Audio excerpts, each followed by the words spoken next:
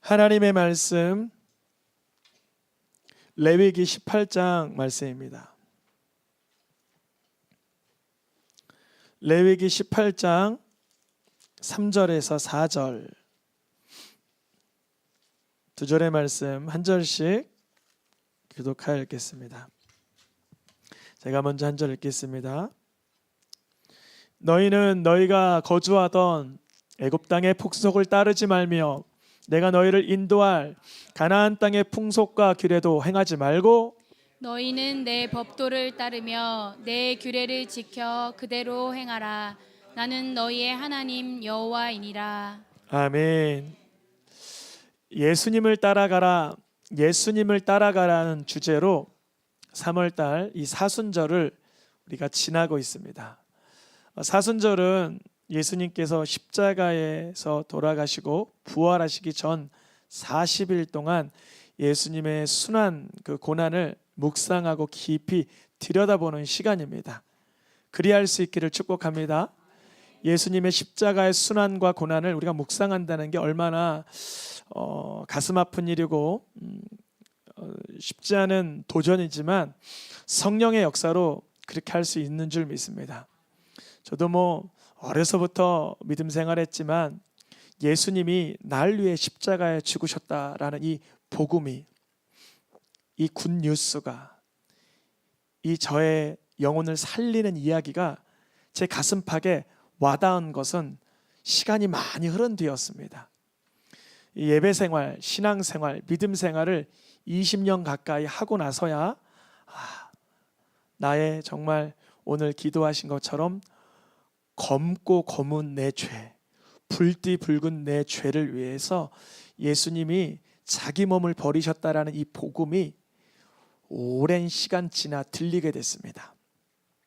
우리 성도님들도 매주 듣는 또 매일같이 기억하는 복음이지만 이 사순절 기간 예수님의 십자가의 그 순환과 고난을 묵상하면서 나를 위해 흘리신 그 피의 사랑, 자기 몸을 버려주신 그 희생적 사랑에 반응하고 감격하고 능력이 임하시길 축복합니다.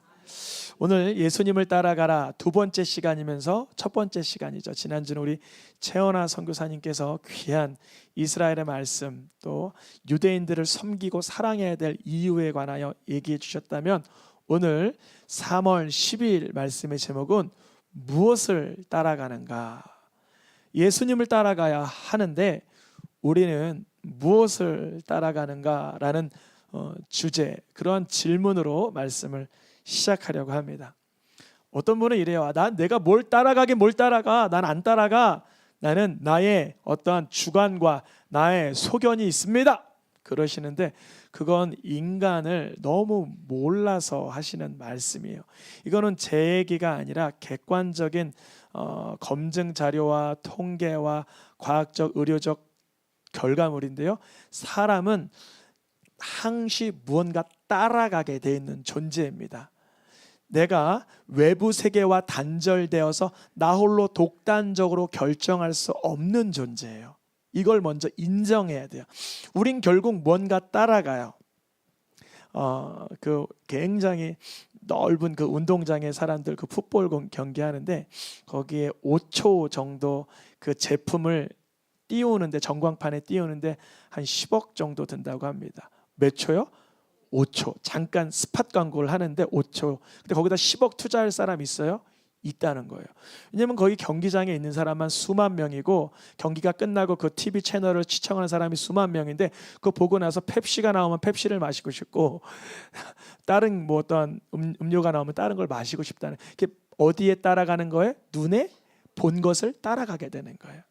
그래서 감사하게도 저희 집에는 텔레비전이 없어요. 왜냐하면 제가 텔레비전을 너무 좋아하는 타입이라 텔레비전을 뒀다가는 자녀와 대화할 시간이 없고 아내와 대화할 시간이 없고 성경을 볼 시간조차 없기 때문에 TV를 안 둡니다. 누가 적극적으로 사준다고 해도 거절합니다. 왜냐하면 그것은 내 영혼에 해악을 끼치기 때문에. 알고 판단하고 결정하고 희생하는 거죠. 내가 거기에 따라가게 돼 있는 걸 인지하고 있기 때문에 그래요. 우리가 원치 않아도 우리는 보는 것을, 듣는 것을, 환경에 대하여 반응하게 되어 있어요. 그게 긍정적이든 부정적이든 무엇을 따라가는가? 주님은 우리를 하나님의 말씀 따르도록 그렇게 창조하셨어요. 창세기 1장 26절에 보니까 하나님이 우리를 만드실 때 하나님의 형상을 따라 만드시고 하나님의 말씀을 따라 살라고 그렇게 지도하고 계십니다. 하나님께서는 우리들이 하나님의 말씀을 따라 하나님의 형상대로 하나님의 그 깊으신 축복에 따라 살기를 원하셔요.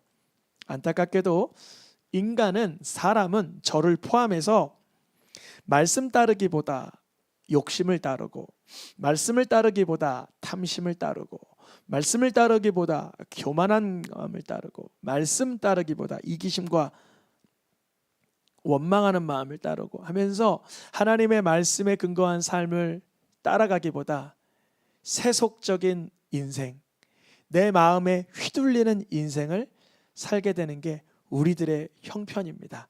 그래서 예수 그리스도를 믿어야 되는 거예요.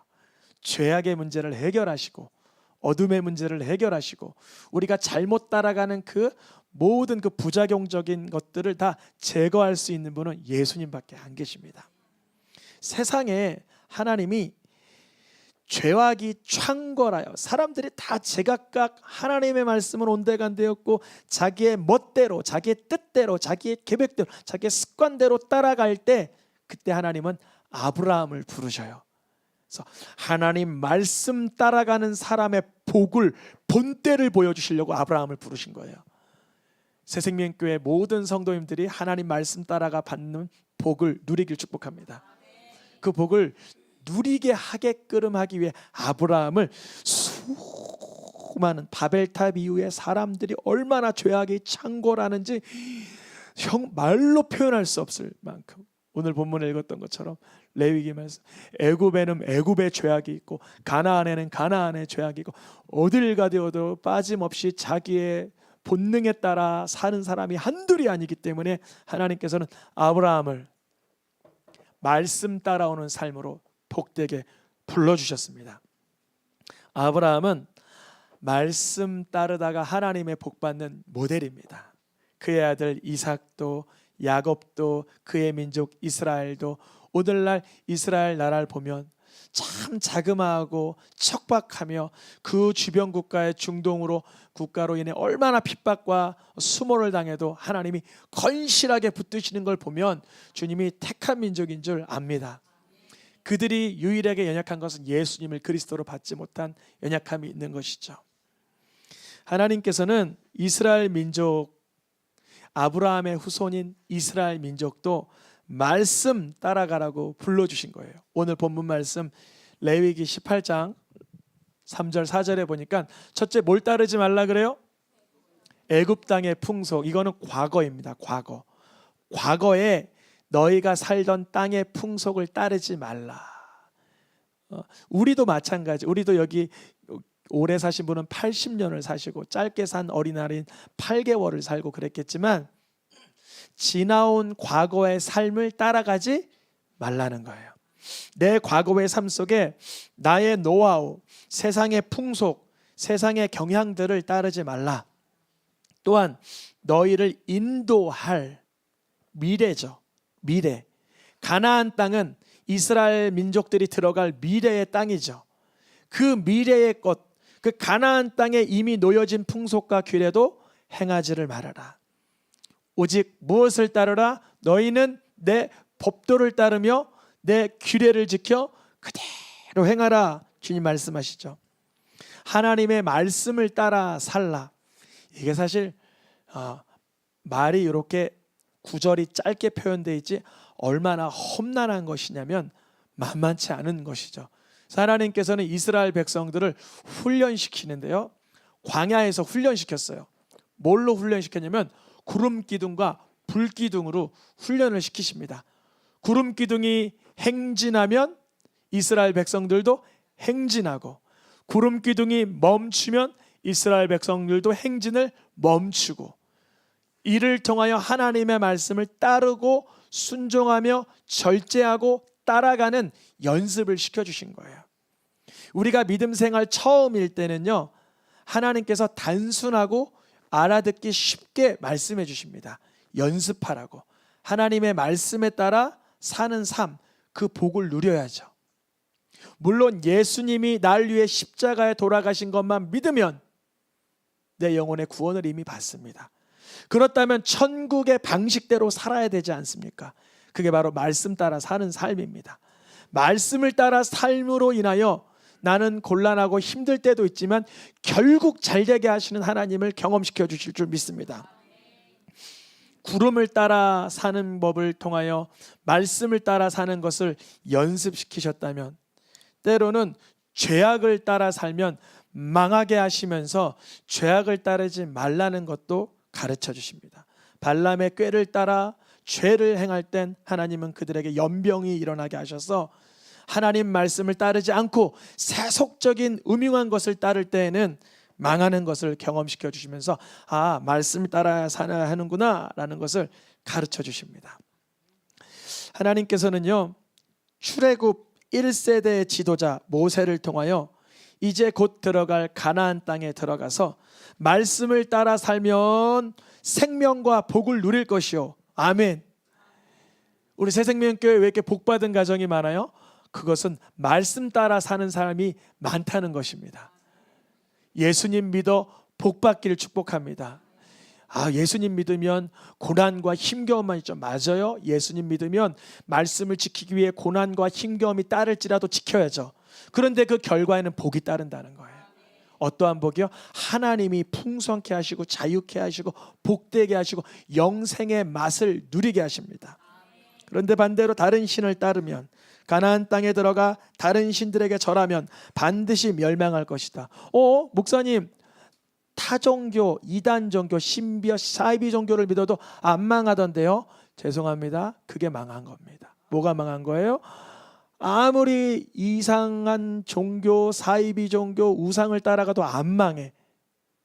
그게 우리가 보기에는 안 망한 거지만 영혼이 완벽하게 지금 파손된 상태입니다.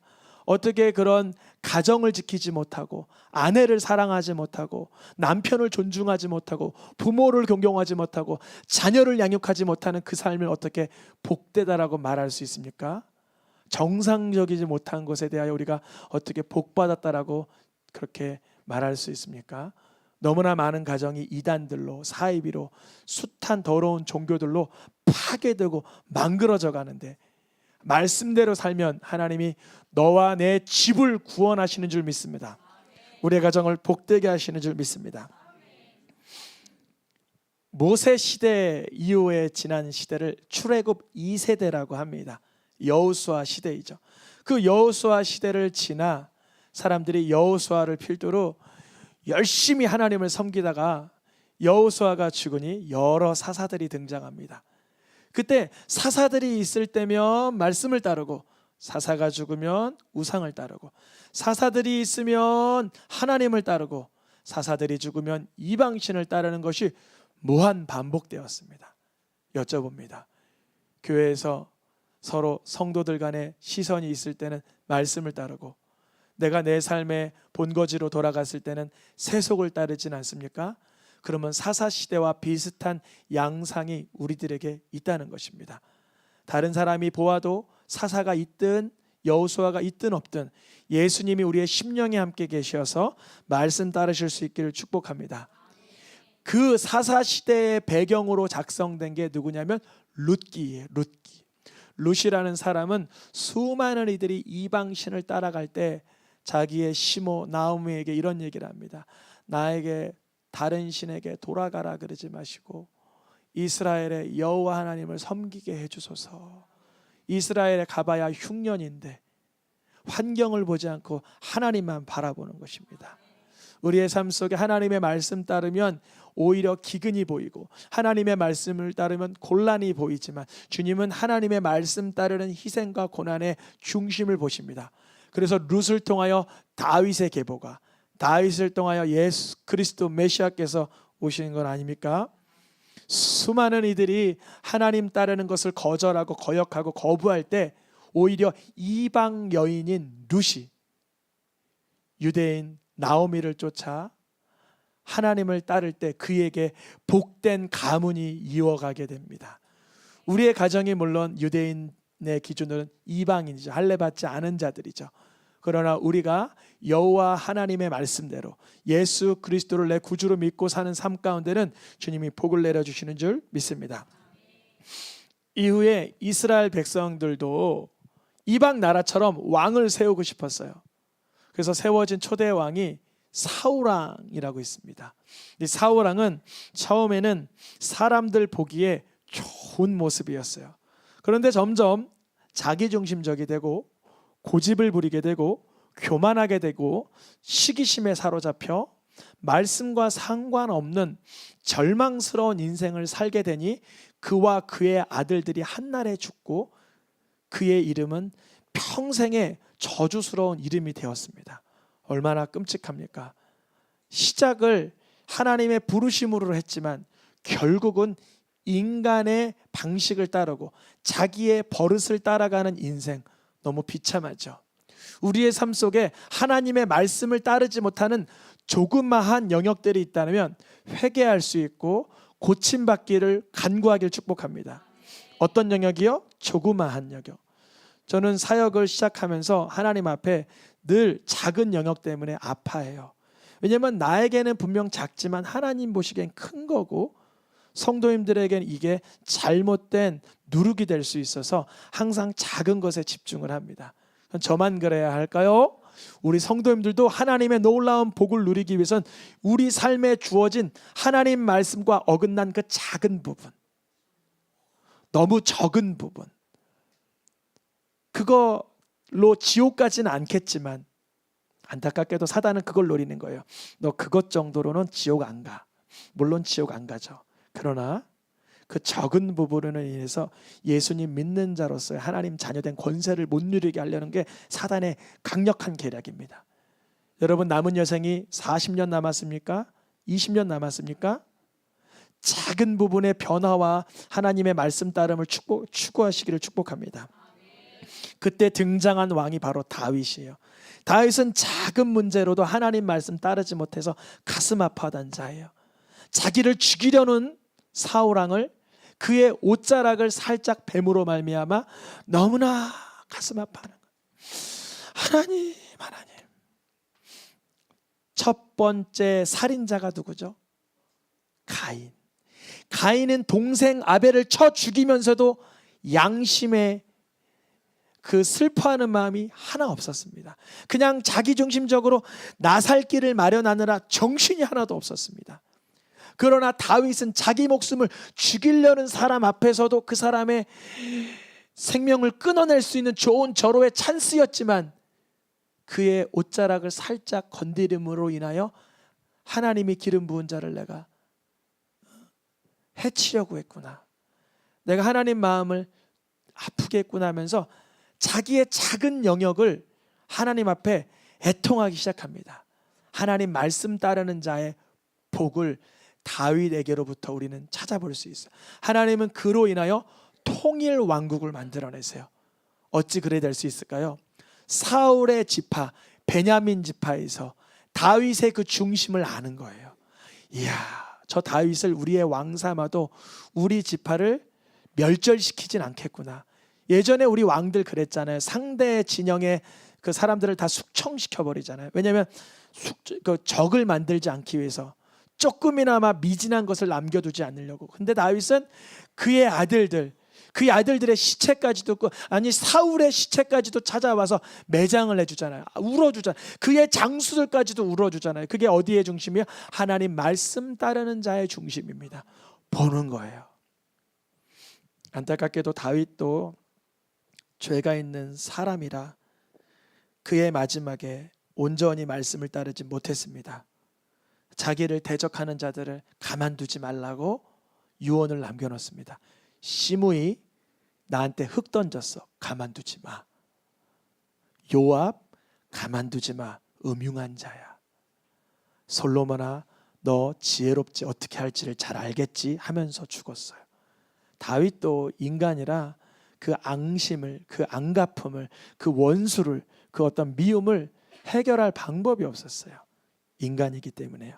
그래서 안타깝게도 다윗의 자녀들은 열왕기상 11장 말씀에 읽어보겠습니다. 그의 아버지 다윗이 여호와를 온전히 따른같이 따르지 않았습니다. 솔로몬이 만약입니다. 다윗이 끝까지 아비의 연약함을 얘기하고 죄인들을 용서하라 그러고 하나님은 죄인들을 용서한다는 걸 가르쳐 줬어야 되는데 다윗이 가르쳐 준 건 뭐였냐면 원수를 갚아버려라 이거였어요. 우리 부모 세대가 자녀들에게 가르쳐 줄 수 있는 최고의 것은 용서입니다. 용서. 불가능하죠. 근데 내가 1만 달란트 탕감받은 것을 아는 자는 용서의 능력을 자녀에게 흘려보낼 수 있습니다. 다윗은 그러하지 못했어요. 그래서 다른 신 따르지 마 했지만 솔로몬은 그 명령을 지킬 수가 없었어요. 왜냐하면 너무나 많은 신들을 따를 수 있는 형편과 환경이 주어졌기 때문에, 실력과 능력이 있기 때문에 많은 타 종교의 공주들과 결혼하면서 수많은 신들을 드리게 됐죠. 이후 이스라엘은 솔로몬 이후에 몇 나라로 나누어져요? 두 나라로 나누어져 이 사람을 따를까 이 사람을 따를까, 이 정치를 따를까 저 정치를 따를까 하면서 사람들을 따르든 정치를 따르든 이러한 말씀 따르는 것과는 어긋난 삶을 살아가기 시작합니다. 그때 등장한, 여러분 반드시 하나님을 따라야 됩니다 라고 지적하는 분들을 누구라 그러죠? 맞아요. 그때 등장한 분들이 바로 선지자입니다. 대표적인 선지자가 엘리야와 엘리사. 하나님의 말씀을 따라야 됩니다. 여러분, 하나님의 말씀을 따라 살아야 하나님께서 우리의 민족에 복을 내려주십니다. 그렇게 선포한 자들이 선지자, 그 중에 성경책을 기록한 선지자, 대표적인 포로 시대의 선지자가 누구죠? 예레미야, 에스겔.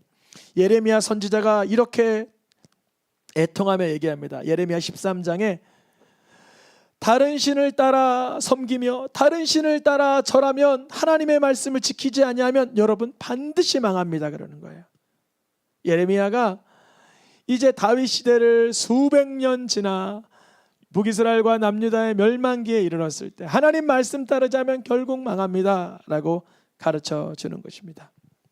이제 창세기 1장에 하나님의 형상을 따라 하나님의 말씀을 따라 지음받은 이스라엘 백성, 그 중에 아브라함의 후손들, 이들이 하나님 말씀 따라 살기보다 우상 따라서 다른 신을 따라 살아 섬기면서 결국 패망하게 되었습니다. 하나님은 선악과를 만들 때도 그것을 범할 걸 아셨어요. 모세를 통하여 레위기 말씀을 주실 때 이미 신명기에서 그들은 가나안 땅 들어가면 다 하나님을 배신할 거야 이미 알고 계셨어요. 그럼 하나님은 지키지 못할 선악과, 지키지 못할 율법, 지키지 못할 하나님 말씀 따라가는 걸 왜 우리에게 제시하는 것입니까? 우리 못 따라가는데. 이유는 뭘까요? 그를 통하여 하나님의 은혜와 하나님의 자비와 하나님의 사랑을 더욱 깨달으라는 거예요. 물론 하나님의 말씀 따라가는 것이 복입니다. 그런데 우리는 말씀을 벗어나기 좋은 아주 자율화된 그러한 하나님의 축복을 받은, 하나님의 형상대로 지음받은 자들이에요. 아무리 우리에게 지켜라, 따라가라, 읽어라, 묵상해라 해도 우리는 벗어날 수밖에 없는 존재입니다. 그러니까 우리가 말씀을 벗어나고 말씀을 어긋나도 너무 의아하게 여길 필요 없어요. 그러한 연약함이 바로 나였구나. 말씀을 벗어나고 오염시키고 변절되고 변질되는 것이 나이고 우리이구나.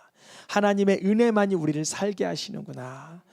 하나님의 율법을 완전하게 지키고 하나님의 계명을 완전하게 지키며 살아가신 분은 예수 그리스도 한 분밖에 없습니다.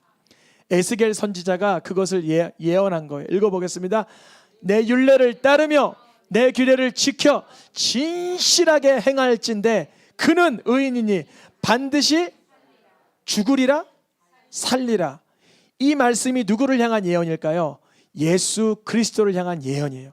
하나님의 율례를 따르고 규례를 지키고 말씀을 따랐는데 예수님 십자가에 죽으실 때 백부장이 저는 의인이다 그러잖아요. 근데 죽어가고 계시잖아요. 이상하죠? 어떻게 이 말씀이 완성되죠? 부활하심으로. 예수님이 부활하실 것은 구약 전체가 예언하고 조명하고 있는 거예요.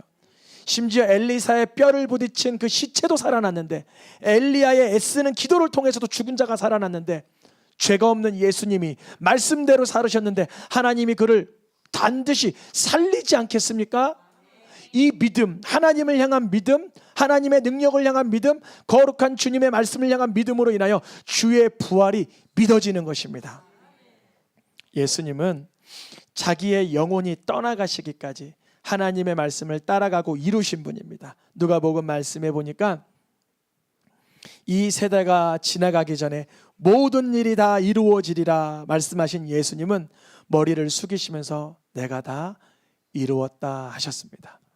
우리는 세상 살아나갈 때 무엇을 따라가는 인생입니까? 그러면 나 말씀 따라가죠 라고 담대하게 고백은 하지만 우리의 삶 속에 말씀 따르지 못하는 영역들이 참 많습니다. 그러나 예수님은 다 이루었다 하시면서 영혼이 떠나가실 때 완벽하게 하나님의 말씀을 따르시고 이루신 것입니다. 우리의 삶 속에 무엇을 따라가는 인생입니까? 물론 말씀을 따라가는 인생이죠. 그런데 내가 말씀을 따라가는 인생으로 살고자 해도 할 수 없는 그것을 예수님이 이루어 주신 것을 믿을 때 말씀을 따라갈 수 있는 영역과 능력을 부어주실 줄 믿습니다. 예수님이 이미 다 나를 위해서 이루셨구나. 내가 말씀을 따라가는 목적은 구원 그 자체를 위해서가 아니라 예수님이 이미 날 구원하신 삶 가운데 그 복을 실로 누리기 위해서 말씀을 따라야 되는구나 깨닫길 축복합니다. 우리가 사순절한 달 예수님을 따라가라라는 주제로 말씀을 전하는 이유가 여기 있습니다. 그 누구도 하나님의 말씀 따라 살 수 있을 만한 능력과 재량은 없지만 예수님을 따라가는 순간 말씀이 이루어져 가는 것을 경험시켜 주십니다. 예수님만이 홀로 하나님의 말씀을 다 이루셨으니 우리가 예수님을 나의 주, 나의 그리스도라고 바라보고 따라가면 그로 인하여 말씀이 이루어가지게 하시는 줄 믿습니다. 예수님을 구주로 바라보고 예수님을 그리스도로 바라보고 예수님의 이름으로 선포할 때 말씀이 차곡차곡 이루어가지게 하실 줄 믿습니다. 찬양하며 기도하겠습니다.